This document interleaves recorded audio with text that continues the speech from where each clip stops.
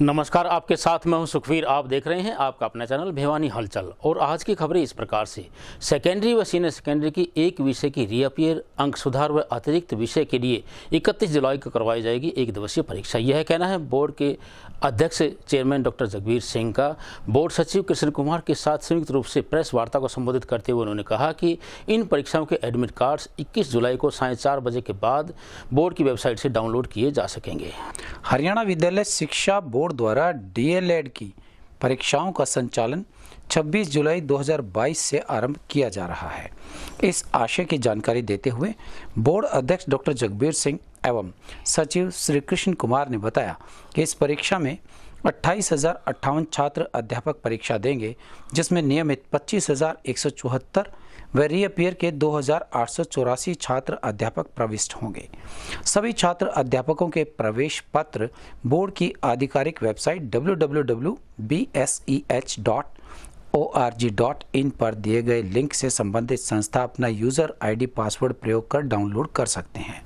संबंधित छात्र अध्यापक अपने प्रवेश पत्र के बारे में संस्था से संपर्क करें। वहीं बोर्ड अध्यक्ष ने बताया कि छात्र अध्यापक प्रवेश पत्र पर दर्शाए गए महत्वपूर्ण निर्देशों को ध्यान से पढ़कर उनकी पालना करना सुनिश्चित करें। संस्था के मुखिया व छात्र अध्यापक इस बारे में विशेष ध्यान रखें कि प्रवेश पत्र का रंगीन प्रिंट A4 साइज पेपर पर फोटो के साथ ही लिया जाना अनिवार्य है। आज हरियाणा विद्यालय शिक्षा बोर्ड डीएलएड, जिसको जेबीटी भी कहते हैं, उनके आज एडमिट कार्ड जारी कर रहा है। शाम 5 बजे से प्रत्येक विद्यार्थी डीएलएड के अपने इंस्टीट्यूट या विद्यार्थी स्वयं भी डाउनलोड कर सकते हैं। पूरे हरियाणा भर में 58 परीक्षा केंद्र बनाए गए हैं, जिसमें 28,058 छात्र छात्रा अध्यापक प्रविष्ट होंगे, जिसमें से 16,145 छात्राएं हैं और 11,913 छात्र हैं। प्रत्येक विद्यालय को ये कहा गया था कि भाई आपने विद्यार्थी का रंगीन फोटो और सिग्नेचर बोर्ड की साइट पर अपलोड करना है। ऐसे 18 इंस्टीट्यूट हैं जिन्होंने ब्लैक एंड वाइट अपलोड किए, तो उनके हम एडमिट कार्ड आज जारी नहीं कर रहे हैं। जब तक वो संशोधन नहीं कर लेंगे तब तक उनके जारी नहीं किए जाएंगे, क्योंकि और जो एडमिट कार्ड भी जो डाउनलोड वो करेंगे तो A4 साइज़ पर, कई बार के बहुत छोटा वो कर लेते हैं, नहीं करना, पूरा A4 साइज़ पर भी, जिसमें कोविड की इंस्ट्रक्शन भी दी हुई है, उन सब का ध्यान करते हुए पूरे A4 साइज़ पर कलर एडमिट कार्ड जो विद्यार्थी होगा उसी की परीक्षा केंद्र में प्रवेश दिया जाएगा, नहीं तो उनको बाहर भेज दिया जाएगा। प्रवेश पत्र में किसी प्रकार की कोई त्रुटि लगती है तो परीक्षा प्रारंभ होने से पहले जो संस्थान है, जैसे कि इंस्टीट्यूट जो बीएड के जेबीटी के इंस्टीट्यूट बने हुए हैं, वो पहले ठीक करा लें, बाद में ठीक नहीं किया जाएगा। बाद में उसके हस्ताक्षर भी वही रहेंगे और उसकी फ़ोटो भी वही रहेगा और यूएमसी भी बन सकता है ऐसे विद्यार्थियों का। पूरे हरियाणा में नकल रोकने के लिए 51 प्रभावी उड़न दस्तों का गठन किया गया है। अध्यापक या संस्थान के द्वारा किसी प्रकार की कोताही बरतने पर उनके ऊपर विभागीय कार्रवाई भी की जाएगी और उनका यूएमसी केस भी बनाया जाएगा। परीक्षा केंद्र में इलेक्ट्रॉनिक सामान, मोबाइल, कैलकुलेटर आदि का प्रयोग वर्जित है और जो नेत्रहीन, अशक्त और दृष्टिबाधित अक्षम है, ऐसे विद्यार्थी जो 40% से ऊपर हैं, उनको बोर्ड से लेना पड़ेगा सबका भरा करके। यानी कि वहीं पर परीक्षा केंद्र पर गए और परीक्षा केंद्र का जो सेंटर सुपरिटेंडेंट देगा वो नहीं देगा, आपको अपने 2 नाम लेकर के आने पड़ेंगे ऐसे विद्यार्थी को। उसमें से एक को बोर्ड सेलेक्ट करते हुए उसकी अनुमति देगा। उसको प्रिंसिपल का लिखा हुआ होना चाहिए कि ये विद्यार्थी के क्षमता 40% से अधिक की नहीं है, लिखने की क्षमता, याद करने की लिखता है, कोई मेरिट वाला बच्चा नहीं बैठाया जा सकता। और जो प्रयोग प्रैक्टिकल होने हैं वो 22 अगस्त से लेकर 27 अगस्त तक होंगे और ये परीक्षाएं 26 जुलाई से प्रारंभ होकर के 25 अगस्त तक चलेंगी। 26 जुलाई से 19 अगस्त तक परीक्षाएं चलेंगी और प्रैक्टिकल 22 अगस्त से 27 अगस्त तक जो उसके एडमिट कार्ड पर लिखा होगा उस अनुसार उनको देनी होगी। ऐसी 18 संस्थाएं हैं जिनके प्रवेश पत्र रोके गए हैं। इन संस्थाओं द्वारा कुछ छात्र अध्यापकों के फोटो रंगीन न भेजकर ब्लैक एंड वाइट तथा हस्ताक्षर भी सही फॉर्मेट में नहीं भेजे गए हैं, बहुत छोटे हैं, पढ़ने में नहीं आ रहे हैं, इस प्रकार के भेजे गए हैं। तो ऐसी 18 संस्थाओं के नाम यदि आप जानना चाहें तो हमने दिए भी हैं। Oxford international college education, Kusumbi मोड़, Loharu road, Bhiwani. Basant Lal memorial college education, Garhi, Harsukh, Gurgaon. Rao Raj Singh college of education, Babra, Bakipur, Gurgaon. Lieutenant Mahipat Singh college of education, Sarai Aurangabad, Jhajjar. Pooja Swami Vivekananda COE, Jahangirpur, Jhajjar. Swami Devi Dayal COE, Golpura, Panchkula. RK COE, Humayunpur, Rohtak. IPG COE means college of education, COE Kheri, Meham, Rohtak. Lord Shiva COE, Lali, Rohtak. किसान COE, Meham, Rohtak. IPS COE, research and technology, Rohtak. VB institute of teacher training and research, Hisar road, Rohtak. बहुत सारे रोहतक के ही हैं। Mukhi COE, Vishnunagar, Gohana, Sonipat. Aryavart college of education, Khanda, Sonipat. Swami Vivekananda teacher training institute, Thapar colony, Yamunanagar. NRJ college of education, Jhojhu Kalan, Charkhi Dadri. Arya institute of elementary teaching training, Jhojhu Kalan, Charkhi Dadri. इस प्रकार के 18 institute हैं जिन्होंने जानबूझ के चीटिंग की है, तो इनको जुर्माना लगाया जाना ही बनता है। लेकिन पहले आकर के ये एडमिट कार्ड अपनी फॉर्मेलिटी पूरी करें, उसके बाद देखा जाएगा। हरियाणा विद्यालय शिक्षा बोर्ड द्वारा वर्ष 2019 व वर्ष 2020 की DLED प्रथम व द्वितीय वर्ष की परीक्षाओं का संचालन आगामी 26 जुलाई से किया जा रहा है। इसकी जानकारी प्रदान करते हुए बोर्ड अध्यक्ष डॉक्टर जगबीर सिंह व बोर्ड सचिव कृष्ण कुमार ने संबंधित संस्थान व स्कूल प्राचार्यों को 19 जुलाई से एडमिट कार्ड्स डाउनलोड करने की जानकारी प्रदान की। यह जानकारी बोर्ड अध्यक्ष डॉक्टर जगबीर सिंह व सचिव श्री कृष्ण कुमार ने प्रेस कॉन्फ्रेंस में दी। सेकेंडरी व सीनियर सेकेंडरी एक दिवसीय परीक्षा 31 जुलाई रविवार को संचालित होगी। सेकेंडरी परीक्षा 10 बजे से 12:30 बजे तक व सीनियर सेकेंडरी परीक्षा 2 बजे से 4:30 बजे तक संचालित होगी। सेकेंडरी एवं सीनियर सेकेंडरी के कंपार्टमेंट आंशिक अंक सुधार अतिरिक्त विषय जुलाई 2022 परीक्षा में लगभग 65,389 परीक्षार्थी, जिनमें 40,837 छात्र व 24,552 छात्राएं प्रदेश भर में 126 परीक्षा केंद्रों पर परीक्षा देंगे। बोर्ड अध्यक्ष ने बताया कि परीक्षाओं की शुचिता, विश्वसनीयता व गरिमा बनाए रखने के लिए बोर्ड द्वारा व्यापक पैमाने पर कड़े इंतजाम किए गए हैं। परीक्षा केंद्रों के औचक निरीक्षण हेतु 73 प्रभावी उड़न दस्तों का गठन भी किया गया है।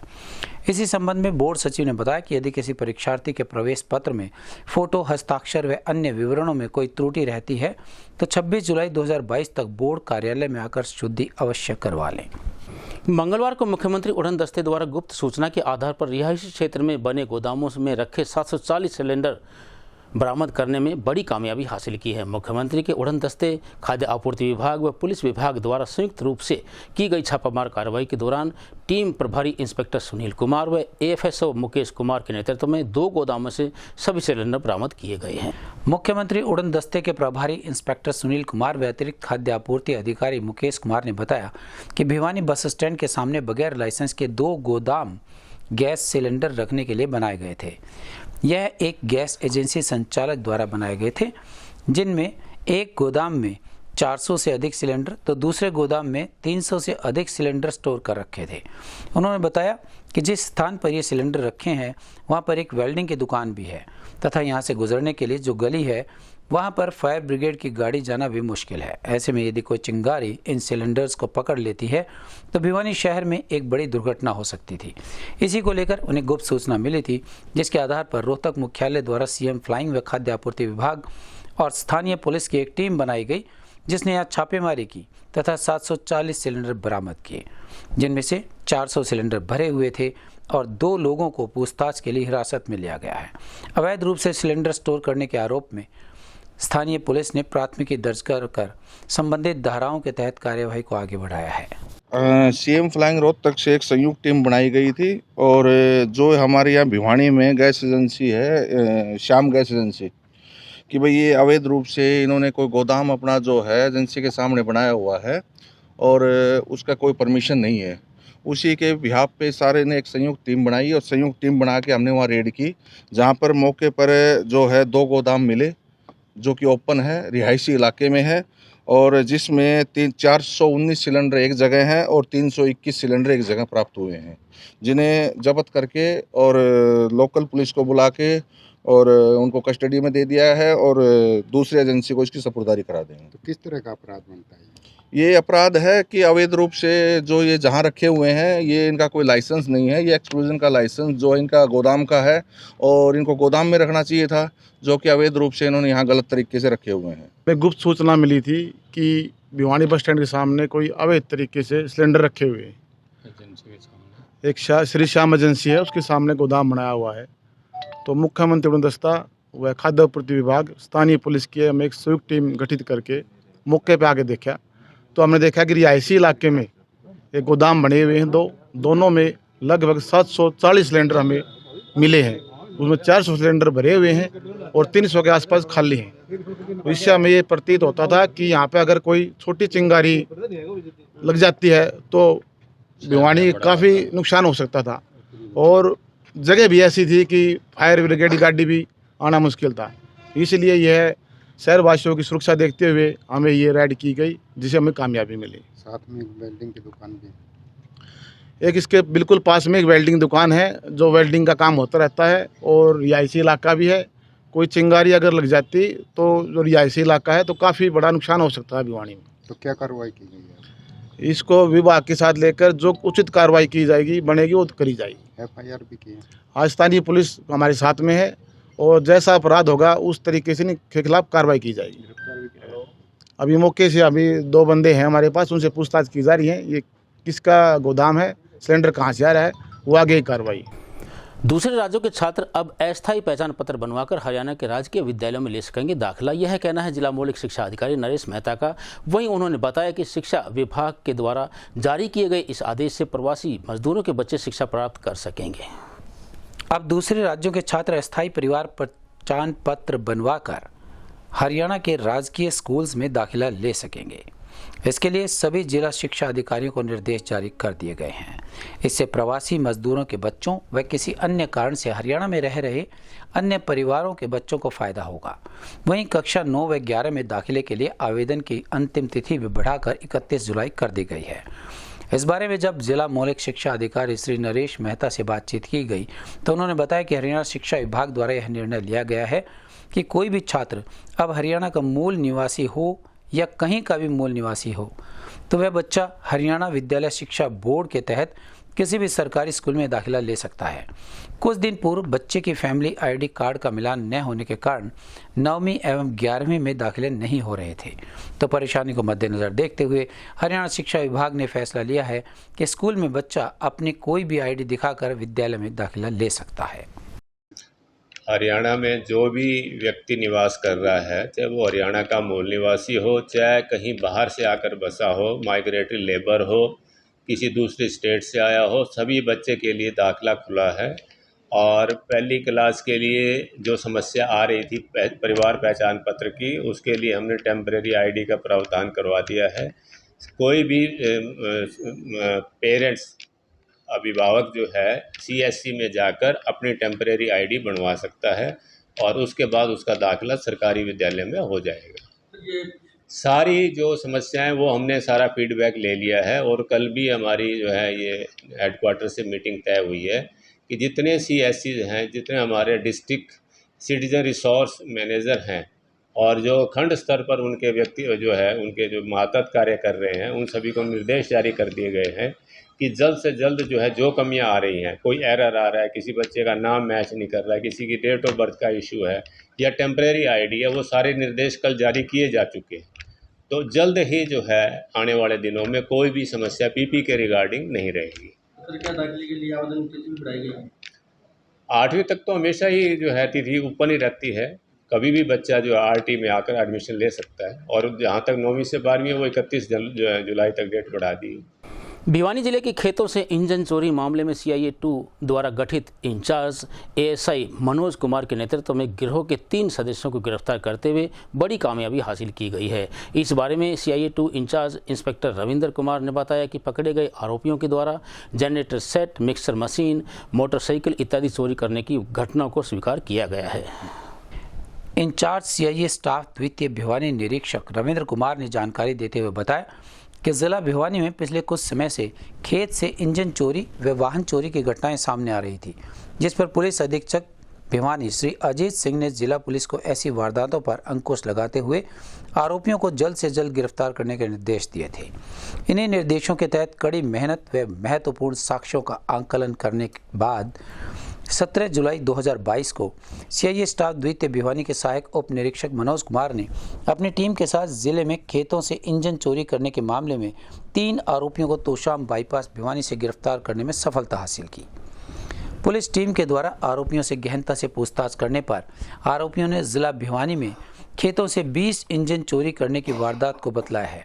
वहीं आरोपियों के द्वारा 3 मोटरसाइकिल व दुकान से चोरी की वारदात को कबूल कर लिया गया है। इसके साथ ही आरोपियों ने जिले में एक दुकान में चोरी, जनरेटर चोरी व मिक्सर मशीन चोरी करने की वारदात को भी कबूला है। हमारे एरिया में काफ़ी इसमें से खेतों में जो ट्यूबवेल इंजन है और कृषि उपकरण है उनकी चोरी का कोई गिरोह काम कर रहा था, जिसके बारे में हमारे पुलिस अधीक्षक श्री अजीत सिंह शेखावत जी ने हमें आदेश किया था कि इस संदर्भ में विशेष कार्रवाई की जाए। और अधिकारियों के निर्देशानुसार हमारी टीम के एसआई मनोज कुमार ने अपने अन्य साथियों के साथ मिलकर एक गिरोह को पकड़ा है, जिसमें हमने 3 व्यक्तियों को काबू किया है। और इन्होंने हमारे एरिया में, जिसमें तोशाम, भवानी खेड़ा और सदर भिवानी जोई, करीब करीब 20 वारदात इन्होंने स्वीकार की हैं, जिसमें इन्होंने अलग अलग प्रकार के इंजन चोरी करके बेचे। ये जो खेतों में कृषि उपकरण है, कोई छोटा इंजन है, कोई बड़ा इंजन है या कोई जनरेटर है, जो भी इन्हें खेत में सामान मिलता था इसको वो चोरी करके अपने साथियों के साथ आगे बेच देते थे। किस मकसद से चोरी करते थे? ये केवल पैसा कमाने की नीयत से और पैसा ऐंठने की नीयत से काम कर रहे थे। लगभग कितने रुपए के इन्होंने सामान चोरी किया? करीब करीब 10 लाख रुपए के आसपास का सामान उन्होंने चोरी किया है। बरामदगी के लिए हमने रिमांड लिया। 6 इंजन के जो चोरी का मुकदमा है बापुड़ा गांव के हैं, उसमें हमने इन्हें गिरफ्तार किया है और उनकी बरामदगी करेंगे रिमांड के बाद। इन्होंने इसके साथ साथ गिरफ्तारी के दौरान एक चोरी की मोटरसाइकिल भी इनसे बरामद हुई है, तो उन्होंने नासिक शहर से चोरी की हुई है। कहाँ के निवासी हैं सर? इनमें से 2 लड़के हैं किरावट गाँव के और एक है बलियाड़ी का। वाहन चोरी सर कहाँ से? वाहन चोरी मुख्यतः इन्होंने हासी, सिवानी और तोशाम एरिया से की हैं और इनका मुख्य टारगेट केवल इंजन चोरी करना था। लगभग कितनी उम्र के होंगे सर? ये सभी तीनों अपराधी करीब 20 से 30 वर्ष के इस बार के हैं और लगातार सक्रिय अपराधी थे, जो एरिया में काफ़ी इन्होंने नुकसान किया है। पहले का भी कोई क्रिमिनल रिकॉर्ड है? इनका भी क्रिमिनल रिकॉर्ड हम निकलवा रहे हैं थाना से, और अपडेट के बाद आपको बता पाएंगे। हम बता पाएंगे आपको। इन्होंने बजीना से बीरन रोड पे किए हैं, बीरन से तोशाम और जाटू लुहारी से हैं, तोशाम भवानी खेड़ा रोड पे हैं, जाटू लुहारी से बलियाड़ी रोड पे हैं, पुर से तालू रोड पे हैं, तिगड़ाना गांव से हैं, भिवानी शहर के पास से हैं और प्रॉपर जाटू लुहारी गांव से हैं, डाडम से है चोरी, इसरवाड़ से है चोरी, किरावड़ है और कितलाना। इस गिरोह ने इन क्षेत्र में वारदात की है और इनसे हमने रिमांड पर लिया है, जिनसे हम आगे और भी पूछताछ करेंगे। कुछ और नए वारदात भी खुलने की पूरी संभावना है। गांव का एक राजेंद्र कबाड़ी, जिसको भी हमने गिरफ्तार किया है, ये उसी के माध्यम से इनको तोड़फोड़ करके आगे खपाते थे। राष्ट्रीय खाद्य सुरक्षा मिशन के तहत कृषि एवं कल्याण विभाग द्वारा 3200 एकड़ भूमि में बाजरा फसल के प्रदर्शन प्लांट किए जाएंगे आयोजित, यह कहना है कृषि उपनिदेशक डॉक्टर आत्माराम गोदारा का। वहीं उन्होंने बताया कि इच्छुक किसान भाई जो प्रदर्शन प्लांट लगवाना चाहते हैं वो विभाग की वेबसाइट पर जाकर अपना पंजीकरण करवा सकते हैं। यह जानकारी देते हुए कृषि उपनिदेशक डॉक्टर आत्माराम गोदारा ने बताया कि यह योजना पहले आओ पहले पाओ के आधार पर होगी। इस स्कीम के तहत किसान कम से कम 1 एकड़ व अधिकतम 1 हेक्टेयर तक का 2400 रुपये प्रति एकड़ के हिसाब से लाभ ले सकता है। यह लाभ प्रदर्शन प्लांट में प्रयोग होने वाले इनपुट जैसे बीज, खाद व दवाइयाँ इत्यादि पर दिया जाएगा। किसान ये इनपुट CCS हरियाणा कृषि विद्यालय के समग्र सिफारिश अनुसार किसी भी सरकारी अर्ध सरकारी अधिकृत डीलर से खरीद सकते हैं। उसे इसका बिल अपने कृषि विकास अधिकारी के पास जमा करवाना होगा। उन्होंने बताया कि इसके अतिरिक्त विभाग द्वारा 400 क्विंटल न्यूट्रिटिव किस्म का बाजरे का बीज 10,000 रुपये प्रति क्विंटल अनुदान की दर से 250 क्विंटल हाइब्रिड बाजरा जो 10 साल से कम पुरानी किस्म का हो 3,000 रुपये प्रति क्विंटल की दर से दिया जाएगा। इसके अलावा किसान को 10 साल से ज़्यादा पुरानी हाइब्रिड किस्म के बाजरे का 130 क्विंटल बीज 1500 रुपये प्रति क्विंटल के अनुदान की दर से दिया जाएगा। यह बीज केवल सरकारी व अर्ध सरकारी एजेंसी के माध्यम से ही वितरित किया जाएगा, जिसके लिए किसान उपरोक्त विभागीय पोर्टल पर आवेदन कर सकता है। जो किसान भाई हमारा मूंग लगाएगा, 370 एकड़ के डेमोस्ट्रेशन प्लॉट मूंग के दिए हैं, जिसमें 3600 रुपये एकड़ तक किसान को हम उसमें खाद बीज दवाई का जो पैसा है वो किसान के खाते में डालेंगे। किसान भाई कहीं से भी मूंग खरीदे, HSDC से खरीद सकता है या प्राइवेट दुकानों से भी मूंग का बीज खरीद सकता है, और मूंग में जो प्रयोग की जाने वाली दूसरी सामग्री हमारी खाद है, दवाई है, वो खरीद के मूंग का प्लॉट लगाएगा तो उसको हम 3600 रुपये एकड़ के किसान को उसके खाते में प्रोत्साहन के रूप में देंगे, ताकि हमारी मूंग की फसल को बढ़ावा मिले। और इसके साथ साथ जिन किसानों ने पीछे बाजरा लगाया है और इस साल मूंग लगाएंगे, हमारी बहुत अच्छी स्कीम है। इसमें भी पिछले साल हमने लगभग 7 करोड़ 10 लाख रुपया जिन किसानों ने बाजरा छोड़ के मूंग लगाया था और अपना पंजीकरण मेरी फसल मेरा ब्यौरा पे कराया था, उनको 7 करोड़ 10 लाख रुपया भिवानी जिले में दिया था।